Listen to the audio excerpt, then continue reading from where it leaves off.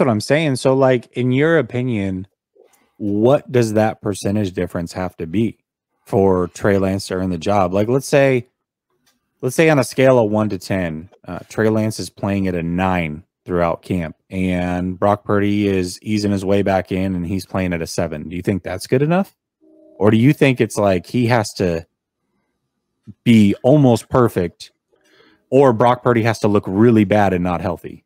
Like, I don't know if I would say almost perfect, but he's going to have to be better than where he was last year.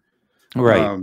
Because last year, even during training camp, was a struggle for him. And I get it. He's going up against the ones, but for me, there's just routine throws that need to be made that aren't being made. And it's not that he's not throwing to the right spot, because he is throwing to the right spot. So that's good. You know that he's mentally, he's able to process where the ball's supposed to go, but it's that physical ability to then get the ball to the guy. And that's where he struggled in camp. It was just, there's a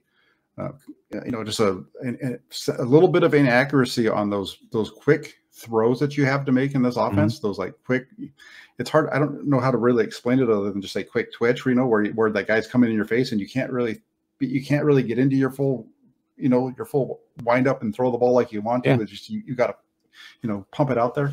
That's where the difference is between these two guys. I think it'll be interesting to see if after being out as long as he was, if Trey Lance is able to understand that and make the adjustments in his game to be able to do that and do it consistently.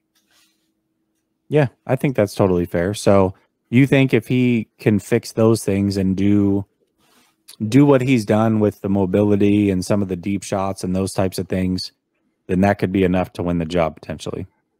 Yeah, he just needs to be able to consistently move the ball. Right. But when the throws are there, it needs to be more of an automatic.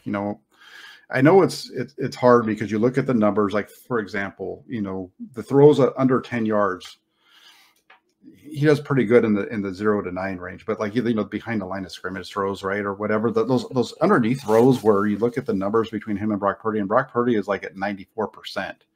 Right. And you've got him at Trey Lance is around 60%. Those are the ones where it's get the ball out of your hands. And sometimes those can be a little bit more difficult. So I think that's it. And then also, we heard a lot of, when you get into Trey Lance, and we know that he didn't play with George Kittle. So that's going to be the other thing, right? Well, let me step that back. We know he didn't play with George Kittle and Christian McCaffrey. So how does that play into his game as well? Because I think it's going to help him from the running standpoint. I think it's going to help the offense as a whole from with the running standpoint. If he's able to run, if his agility and speed is all there, coming off of the broken ankle, and he's the same guy that he was beforehand, I think that helps them in the running game.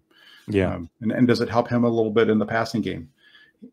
We talk a lot about, there's been talk about him not playing with those guys. He did play with George Kittle, though. He played with them against Houston. That's the only game of his career so far where he's had more than one turnover worthy play. It was in the Houston game. He had 2 in that game.